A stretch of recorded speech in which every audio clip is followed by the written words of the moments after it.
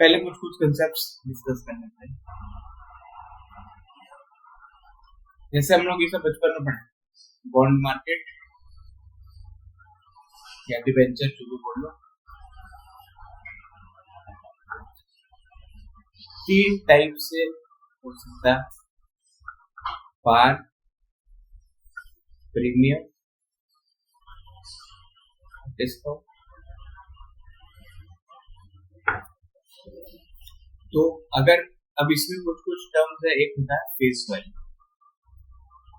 क्या होता है फेस वैल्यू? गलत, सही, रिडीमेबल अमाउंट, गलत। फेस वैल्यू ये बोल सकते हैं, मतलब मान लो 100 रुपए का, अब वो तुम चाहे तो 100 रुपए में 80 में भी दे सकते हैं, वो तुम चाहे तो सामने वाले को 120 में दे सकते हैं तुम्हारे पास। तो ऑन पेपर जो बॉन्ड होता है ना, उसमें लिखा होता है this debenture belong to this holder please, उसमें लिखा रहता है face value let's say 100। Question में कुछ नहीं बोला जाएगा, we will assume face value of 100 for the example.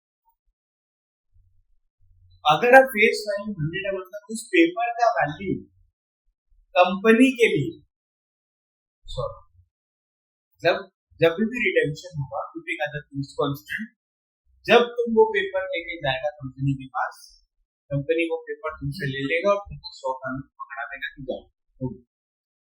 बीच बीच में इंटरेस्ट होता है, जो इंटरेस्ट होता है हमेशा फेस वैल्यू पे दे।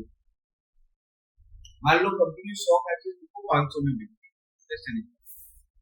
मेरे ऐसा हमको 500 इन्वेस्ट किया, इंटरेस्ट 500 में मिलना चाहिए, नहीं, इंटरेस्ट होता है। अब इसको थोड़ा सा इक्विटी मार्केट से पूरा लेते हैं। इक्विटी में क्या होता है, डिविडेंड बनता है, एक कंसेप्ट होता है डिविडेंड यील्ड। डिविडेंड यील्ड क्या होता है, आपने क्या प्राइस पे स्टॉक लिया, आपको कितना डिविडेंड मिलता है, उसमें तुम्हारा परचेज प्राइस देखा जाता है। एक होता है डिविडेंड मतलब एज अ परसेंटेज। उसका क्या मतलब होता है, सपोज कंपनी का फेस वैल्यू है 10 रुपए शेयर, कंपनी अगर 10 रुपए का डिविडेंड बांटता है, स्टॉक प्राइस चाहे 1000 रुपए एक मिनट, स्टॉक प्राइस ज्यादा हो सकता है सिक्योरिटीज प्रीमियम की वजह से। कंपनी अनाउंस कैसे करेगा, ये नहीं कि 10 रुपए का डिविडेंड बांट, कंपनी अनाउंस करेगा we are declaring dividend of 100% of our face value के ऊपर डिविडेंड परसेंट। तो कंपनी अगर बोलेगा 5% का डिविडेंड बांटना है, या 50% दे दो, 10 रुपए का फेस वैल्यू मतलब 5 रुपए का डिविडेंड, ये नहीं कि 1000 रुपए का 50%। तो सिमिलरली डिबेंचर्स में जो इंटरेस्ट होता है वो फेस वैल्यू हमेशा। अब कंपनीज जो है वो बॉन्ड्स को 3 टाइप में इशू कर सकती है। अगर 100 का चीज 100 में ही है, वो पार पे इशू कर रहा है, इशू प्राइस, रिडेम्पशन। ये अभी फिलहाल इशू पे डिस्कस करेंगे, फिर रिडेम्पशन। तो 100 का चीज अगर 100 में दे रहा है तो it is issued at par. अगर कंपनी 100 का चीज जब लोन ले रहा है, पैसा ले रहा है, 110 में बेच, it is issued at premium. जैसे इक्विटी में क्या होता है, 10 रुपए का फेस वैल्यू 1000 में बिकता है ना, उसको क्या बोलते हैं, 990 रुपए, तो सिक्योरिटीज प्रीमियम सिंपल। तो जितना का उसके हिसाब से वैल्यू है, उससे जो ज्यादा नहीं बेच रहा है, तो दैट इज अ प्रीमियम। तो लोग क्यों खरीदेंगे, सकता है कंपनी में क्रेडिट रेटिंग अच्छा हो, उसके कुछ यूएसपी हो। जैसे इक्विटी क्यों खरीदते हैं, सर कंपनी का फंडामेंटल अच्छा है, ग्रोथ प्रोस्पेक्ट्स अच्छा है, तो बात करेंगे आगे जाके बिल्ड करें। डिबेंचर क्या है, लोन, तो किसी को लोन देते हो, उसका तरक्की होगा तो लोन से ज्यादा रुपए देंगे, लोन अमाउंट। इस केस में ज्यादा प्रीमियम देंगे। प्रीमियम का मेन कंसिडरेशन क्रेडिट रेटिंग होता है, एक और कंसिडरेशन होता है इंटरेस्ट। अगर मार्केट में 10% का इंटरेस्ट रेट चल रहा है, सामने वाला 12% इंटरेस्ट रेट देने रेडी है, तो उसका प्रीमियम प्राइस हो सकता है, क्योंकि लोग को पता है भाई मार्केट रेट तो ज्यादा दे रहा है ना, प्रीमियम पे बाय करेंगे। सिंपल। 100 का चीज सामने वाला 80 में दे रहा है, वो क्यों कर रहा है भाई? इंटरेस्ट रेट उसका कम हो सकता है, इंटरेस्ट को बोल दे हम देंगे ही नहीं, इस टाइप का बॉन्ड को जीरो कूपन बॉन्ड करेंगे। बोलेगा हम देखो 20 रुपए तो तुम्हारा कमाई है, अच्छा तुम 100 रुपए का पेपर ले लो, तुम हमको 80 रुपए दे दो, 5 साल बाद आना हम वो पेपर लेके तुमको 100 रुपए देंगे, तुम्हारा इंटरेस्ट वैसे हम बीच में इंटरेस्ट नहीं, उसको जीरो कूपन लॉस करेंगे, या फिर कूपन या फिर कम होगा या फिर नहीं होगा, या क्रेडिट रेटिंग बहुत खराब होगा, तो रिस्क ज्यादा है, रिस्क ज्यादा है तो डिस्काउंटिंग रेट ज्यादा होगा, डिस्काउंटिंग रेट ज्यादा होगा तो वैल्यूएशन फ्लैट होगा। कूपन मतलब interest, coupon means interest, fix income में कूपन मींस इंटरेस्ट। अब 100 का चीज है, अगर आप रिडीम भी कर रहे हो मतलब कंपनी वापस ले रहा है तो भैया ये भी पार। 100 का चीज है, अगर आप रिडीम कर रहे हो 120 में तो you are redeeming at a premium, मतलब सामने वाले के पास पेपर है, वो नॉर्मली लेके आता वो 100 रुपए लेके आता तो वो 120 रुपए लेके आता। तो देखो इस टाइप में जब प्रीमियम है तो कंपनी को फायदा, इश्यूअर को फायदा। अगर रिडेम्पशन हो रहा है प्रीमियम में, इन्वेस्टर को फायदा। क्लियर?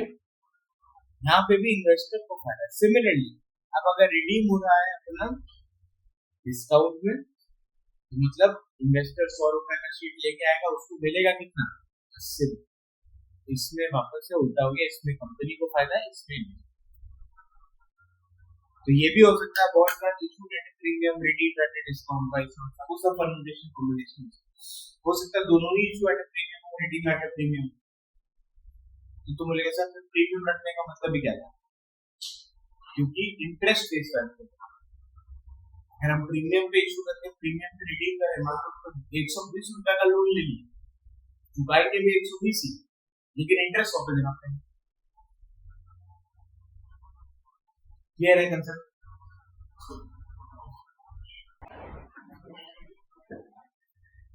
बॉन्ड्स का मार्केट वैल्यू निकालना कंपैरेटिवली बहुत ज्यादा आसान है इक्विटी के कंपैरिजन।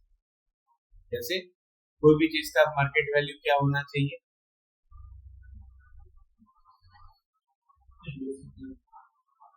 नहीं, इंट्रिंसिक वैल्यू तो ठीक है, present value of future, intrinsic value नहीं होता। अब मान लो एक बॉन्ड है, 5 साल का बॉन्ड है,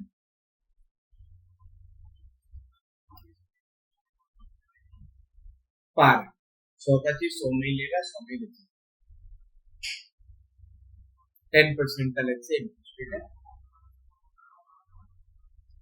आज के डेट में हम लोग को इसका प्राइस निकालना, तो देखो 100 रुपए का फिक्स वैल्यू है, रिडेम्पशन एंड इशू प्राइस 100 रुपए है, हम लोग को आज के डेट में इसका प्राइस निकालना है कि क्या होना है।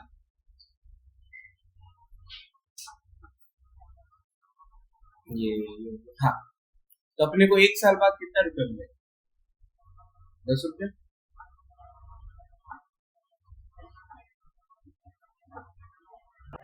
₹100 वापस मिलेगा। आज के डेट में ये सबका प्रेजेंट वैल्यू निकालना पड़ेगा, तो क्या चाहिए? डिस्काउंटिंग रेट चाहिए, आपको कितना रिटर्न चाहिए? तो 10 रुपए का इंटरेस्ट था, इसको कूपन बोलते हैं, कैलकुलेटर का भाषा में इसको हम लोग पीएमटी बोलते हैं, ऐसे करके आएंगे। अब एज एन इन्वेस्टर तुमको क्या रिक्वायर्ड है? तो देखो अलग अलग इन्वेस्टर का अलग अलग प्रेफरेंस होता है, हो सकता है तुम्हारे लिए कुछ रिस्क तुम्हारे कंट्रोल में है, तुम्हारे लिए कुछ रिस्क कंट्रोल में नहीं है, तुमको सेम बॉन्ड के लिए ज्यादा रिक्वायर्ड रिटर्न चाहिए, सेम बॉन्ड के लिए तुमको कम रिक्वायर्ड रिटर्न चाहिए। तो लेट्स से हम अलग अलग सिचुएशन लेते हैं। 6% 8%, ये एक इन्वेस्टर का रिक्वायर्ड रिटर्न है, 10%, एक था रिक्वायर्ड रिटर्न है एंड 12 तीन इन्वेस्टर का है सिचुएशन का। तो यहाँ पे क्या होगा 8 में 10 डिवाइडेड बाय क्या हो गया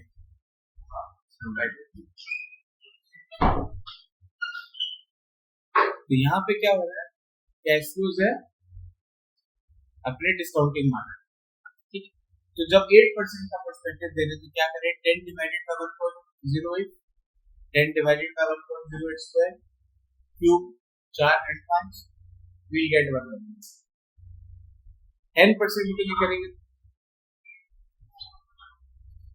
10% के लिए करेंगे तो क्या होगा 10 डिवाइडेड बाय 1.1 स्क्वायर क्यूब 4 5 12 के लिए 1.12 चलो एक बार 10 का 10 डिवाइडेड बाय 1.1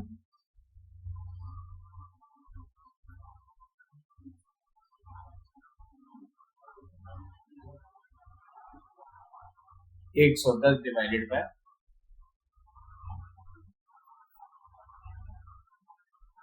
अब देखो जब इसमें अपने प्रेजेंट वैल्यू मानेंगे तो यहाँ पे present value of future cash flows सो ही आएगा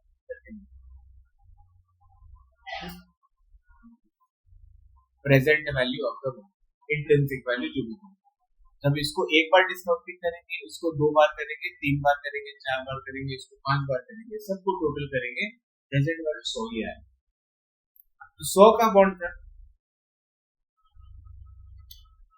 100 में ही मिल रहा प्रेजेंट वैल्यू में से मार्केट प्राइस जो होना चाहिए ये चीज क्लियर है अभी ना। अब देखो सिचुएशन देखते हैं 8% तो डिनोमिनेटर क्या हुआ बढ़ा कि घटा डिनोमिनेटर कम हो गया तो ओवरऑल आंसर क्या बढ़ के आएगा घट के आएगा बढ़ के आएगा। तो लेट्स से जब 8% होता है तो प्रेजेंट वैल्यू अपना होता है मानिए हाँ प्रेजेंट वैल्यू अपना होता है 120 क्लियर मतलब मान लो इसको 10% चाहिए था इसको 8% चाहिए। अब बॉन्ड का प्राइस जब ये देखिए 8 इसके लिए 120 तक सस्ता है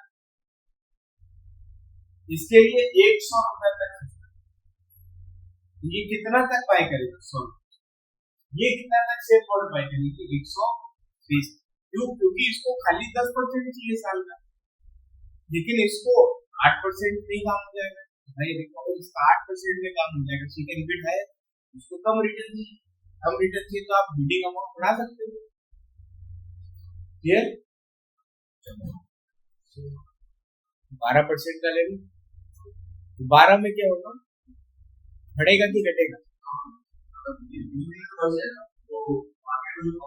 डिनोमिनेटर बढ़ जाएगा ओवरऑल आंसर मान लो it is coming to 80 rupees जिसको 12% रिटर्न चाहिए वो इस बॉन्ड में 80 से ज्यादा का बिड ये कंसेप्ट एकदम क्लियर है बहुत सिंपल है बट यही सब्जेक्ट है ये 19 अपना खत्म हो गया मोटी 4-5 अब ये जो रिक्वायर्ड रिटर्न इसको हम लोग फिक्स्ड इनकम का भाषा में आई बाय वी कैलकुलेटर में आई बाय वाई बोल लो रिक्वायर्ड रिटर्न बोल लो प्रॉफिट परसेंटेज बोल लो यील्ड बोल लो सब same all terms are interchangeable at this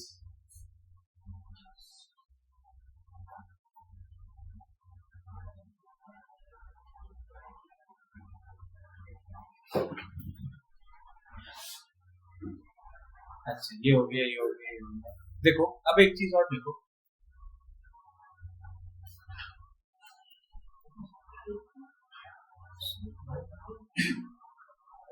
जैसे जैसे अपना रिक्वायर्ड रिटर्न बढ़ रहा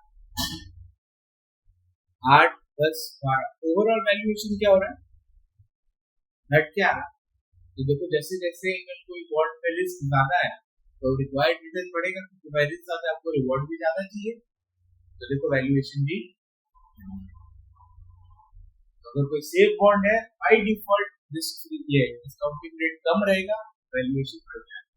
रिस्की बॉन्ड है बाय डिफॉल्ट रिक्वायर्ड रिटर्न बढ़ जाएगा, वैल्यूएशन। तो इससे अपने क्या डिराइव कर सकते हैं कि there is an inverse relationship. Features of a fixed income security. Major types of fixed income include loans, which are private agreements between borrower and the lender, banks and lenders, and bonds, which are standardized, tradable securities representing a debt instrument. Investors in bonds are lending capital. Obviously, अगर हम invest कर रहे हैं, हम पैसा दे रहे हैं, loan दे रहे हैं, तो we are lending capital to the issuer of the bond. The issuer of the bond promises to repay its principal amount plus interest, typically in the form of regular periodic coupon that is taken as a percentage of par. इसके बाद ये थे face value, par यानी face value. The capital raised is usually used to finance long-term investments of the issuer. क्यों? क्योंकि normally debenture को 3 साल के लिए यूज करते हैं. वर्किंग कैपिटल के लिए आप नॉर्मली लॉन्ग टर्म लोन्स नहीं लेते. डिबेंचर्स नॉर्मली 3 से 5 साल मिनिमम रहता ही है. तो अगर डिबेंचर्स कंपनी इशू कर रहा है तो आप नॉर्मली लॉन्ग टर्म इन्वेस्टमेंट ही करने का देखते. For a corporate issuer, loans and bonds are classified as long-term liabilities. ठीक है. Key features that are specified in the security include the following headings or कुछ issuer. कौन बॉन्ड इशू कर? कोई small cap कर रहा है तो रिस्क ज्यादा है, मिड कैप कर रहा है तो रिस्क ज्यादा है कंपैरेटिवली कम, लार्ज कैप कर रहा है तो रिस्क बहुत कम है कॉर्पोरेट. उससे बेटर कौन हो गया? Government. Depending again on the types of bond. हर कोई गवर्नमेंट नहीं, बट नॉर्मली सबसे ज्यादा क्रेडिट वर्दी उस कंट्री में उसका गवर्नमेंट. नॉर्मल बहुत कम सिचुएशन होगा कि कोई कॉर्पोरेशन का क्रेडिट रेटिंग उसका गवर्नमेंट से ज्यादा हो, बट होगा वैसे सिचुएशन भी होता है. एग्जाम में गवर्नमेंट सॉवरेन यानी कि हमारा गवर्नमेंट का ही सबसे ज्यादा जो मतलब मेजर इशूअर्स ऑफ बॉन्ड ये मार्क कर लो. फॉर एग्जांपल मेजर इशूअर्स कौन है? Sovereign, national governments and corporate.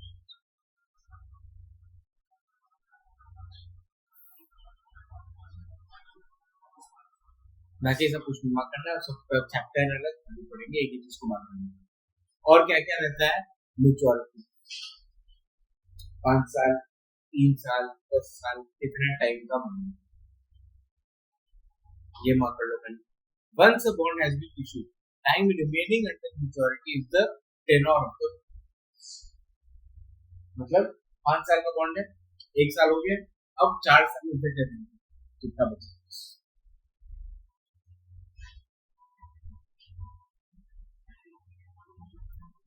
Principal, पार और फेस वैल्यू, नॉर्डेटेड फिस्कल इशू में. Coupon rate and fees. Coupon rate यानी कि इंटरेस्ट.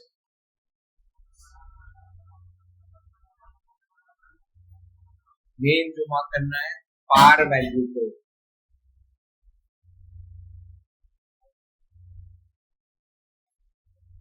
फेस वैल्यू को.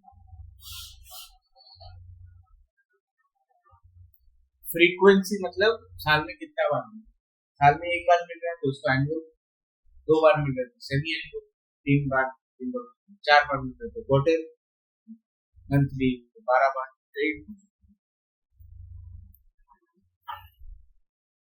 तो देखो सपोज करो कोई बॉन्ड है वो 5% देता है, तो अब इसमें तुम लोगों को मैंने टर्म्स कैसे दिया जाएगा? कूपन रेट इस 5%, पीएमटी लिखा जाएगा, तो उसमें बात की इस 5%. अब बोल देगा सेमी एनुअल. अच्छा पहले एनुअल कर लेते हैं. 1 साल के बॉन्ड,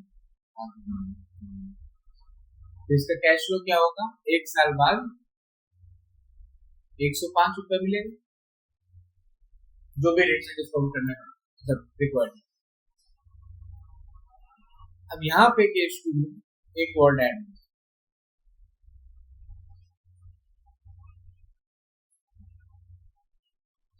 इसका मतलब ये नहीं है 5% साल में दो बार मिलेगा, नॉर्मली मिसकंसेप्शन शुरू में होता है। इसका मतलब ये है तुमको साल में 5 रुपए ही मिलना है या 5% ही मिलना है, लेकिन अब वो 2.5 तो यहाँ पे 6 में 5 2.5 रुपया मिलेगा और बचा हुआ 1 ईयर होगा, 1 ईयर बाद 2.5 रुपया मिलेगा और फिर प्रिंसिपल भी वापस मिलेगा प्लस। अब इसको डिस्काउंट करेंगे एंड इसको 6 महीने के हिसाब से ही डिस्काउंट करेंगे, पूरा साल का नहीं, इसको पूरा साल का। ये दोनों में कोई फर्क दिख रहा है? ये दोनों में कौन सा ज्यादा वैल्यू है, ब्लू वाला कि रेड वाला?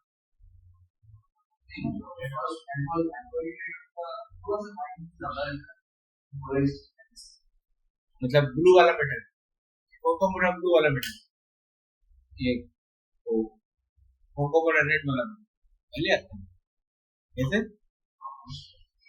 रेड वाला, ब्लू वाला में तो साल के एंड में 5 रुपए, रेड वाले में 6 महीने में 2.5 रुपए की है, फिर 6 महीने में फिर 2.5 रुपए मिलेगा, तो 6 महीना पहले मिलेगा, वो तो तुम री इन्वेस्ट कर सकता है। तो इसमें बेनिफिट क्या है सेमी एनुअली में, 6 महीना के लिए you have 2.5 to reinvest annually. तो इस पे जो भी हल्का फुल्का पैसा बनेगा 2-3-4% पैसा, लेकिन वो 2-3-4-5-10 पैसा एक्स्ट्रा बनेगा। सिमिलरली तुम क्वार्टरली में जाओगे तो वो और एक्स्ट्रा होगा, जैसे जैसे टाइम फ्रेम पूरा करते रहोगे तुमको कंपाउंडिंग बेनिफिट मिलता है। तो 5% annual bond is not actually equal to 5% semi annual. Semi annual bond में एनुअल जब तुम इसको करोगे तो थोड़ा ज्यादा रिटर्न मिलेगा। कैसे मिलेगा? तो उसका रिटर्न का कैलकुलेशन क्या होगा, अपने को 1.0025 टू द स्क्वायर दो बार कितना माइनस, ऐसे करके इसका 1 रुपये बिकम्स 1.025 in 6 months। 1.025 को वापस से 2.5% से बढ़ाना पड़ेगा, ये अपने कोर्स का पार्ट है, बट ये सब टाइम में थोड़ा बहुत आना चाहिए, ये भी हम लोग सब लेटर ऑन करेंगे। जो कनेक्ट कर पा रहे हैं ठीक है, ये वाला चीज है, अदरवाइज इसी पर टोटल सम से वापस से हुई।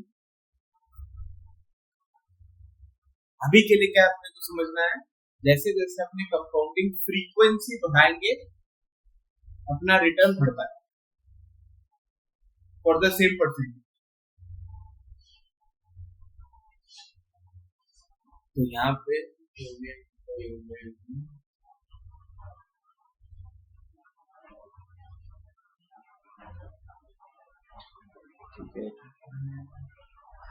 चलो ये देखो,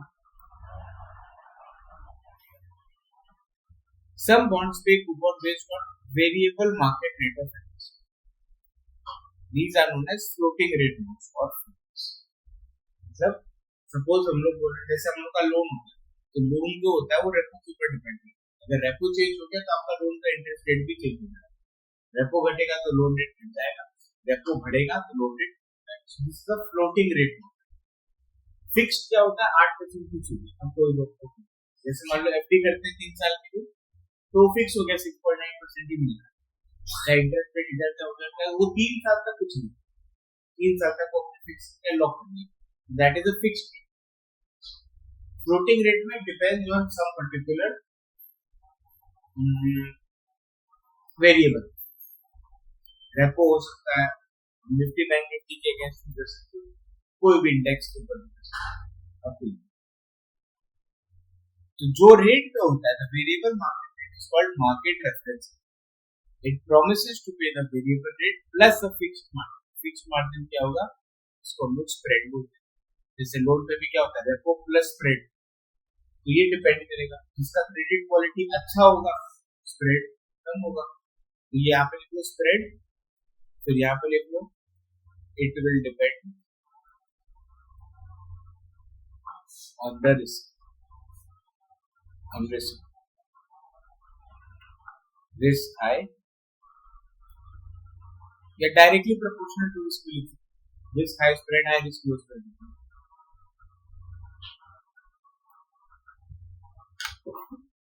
रिस्क ज्यादा होगा तो स्प्रेड बढ़ेगा, रिस्क कम होगा तो spread. This margin is typically expressed in basis points, यहाँ पे लिख लो 100 basis points is equal to 1%। तो कैसे लिखेंगे, रेपो प्लस 200, मतलब रेपो प्लस 2%। रेपो अगर 6 है हमारा हो जाएगा 8%।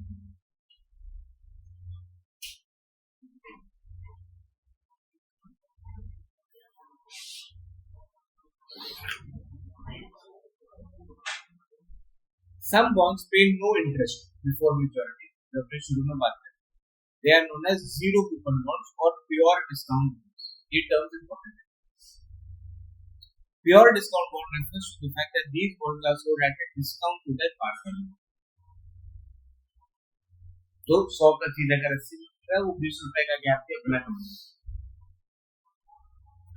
बस और कुछ नहीं करना, जैसे बात कर रहा है। बाद में ये सब रिपीट है, बहुत सारा रिपीटेशन है फिक्स्ड इनकम में, तो बहुत देख के मार्किंग करना।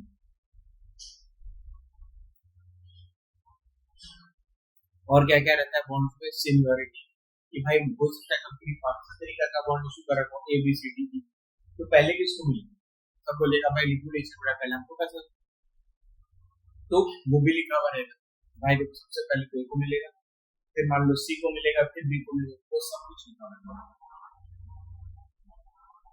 इन द इवेंट ऑफ बैंक्रप्सी, ठीक है,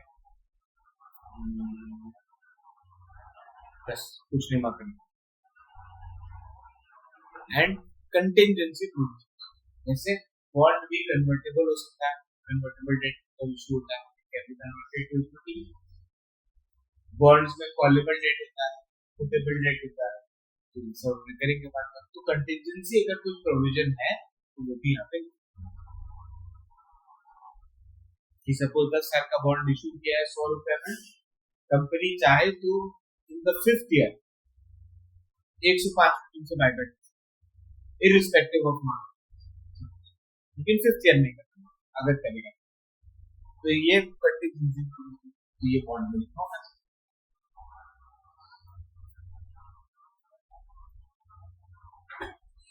सिंपल।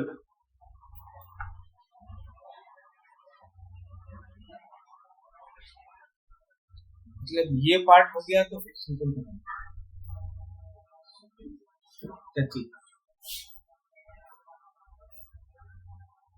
और ये कुछ भी नहीं, बस लोग इसको अलग टर्म देते हैं।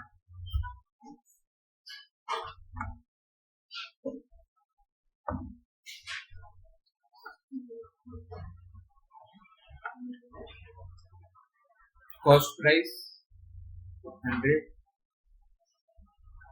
सेलिंग प्राइस 120, कितना प्रॉफिट हुआ, कितना प्रॉफिट परसेंटेज हुआ,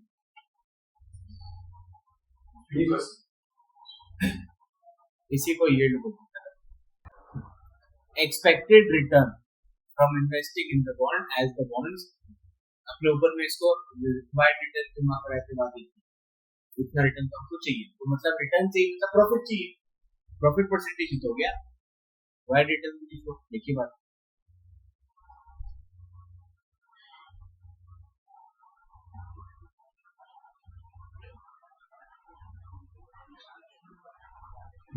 As prices and yields are inversely related.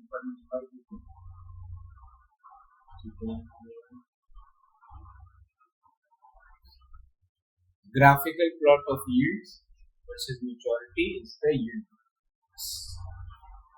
मतलब कुछ नहीं, जो भी yield curve का डेटा है, सॉरी yield का डेटा है, उसको ग्राफ में प्लॉट करते हैं। मतलब 1 साल के अवधि का कितना रेट है, 2 साल के अवधि का कितना रेट है, 3 साल के अवधि का कितना रेट है, ऐसे करके खाली ग्राफ बना, सो yield।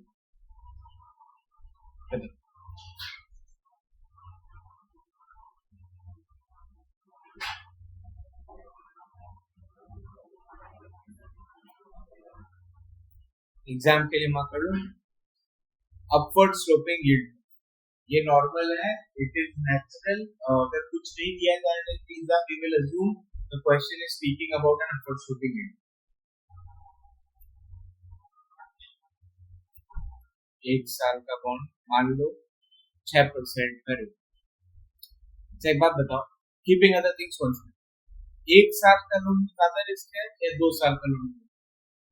2 साल, क्योंकि टाइम ज्यादा है, तो इंटरेस्ट रेट ज्यादा होना चाहिए, कम होना चाहिए? ज्यादा होना चाहिए। सिमिलरली 3 साल में और ज्यादा होना चाहिए। तो क्या हो रहा है, अपवर्ड स्लोपिंग है, तो ये नेचुरल है। तो क्वेश्चन कुछ नहीं बोल रहा है तो भी we will always assume an upward sloping. अभी higher expected returns for longer dated investments is our normal yield.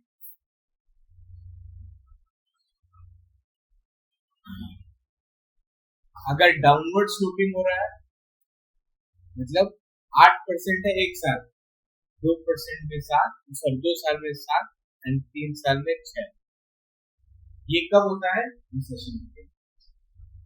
अभी रिस्क ज्यादा है, अब अगर अभी सर्वाइव कर लिया कंपनी तो फिर टर्न अराउंड हो जाएगा, रिस्क आगे जाके कम, रिस्क आगे जाके कम हो गया तो रिटर्न भी मेरा। तो नॉर्मली रिसेशन में ये कम होता है, बहुत अभी करेंट जैसे अभी हुआ का सिचुएशन, तो अभी मार्केट का रिस्क बहुत ज्यादा, 6 महीना साल भर नॉर्मल हो जाए तो तब हम लोग कम रिटर्न के काम करेंगे। क्लियर? डाउनवर्ड स्लोपिंग प्रॉब्लम, तो इसको हम लोग इन्वर्टेड यील्ड करते हैं, लेस कॉमन इन्वर्टेड यील्ड।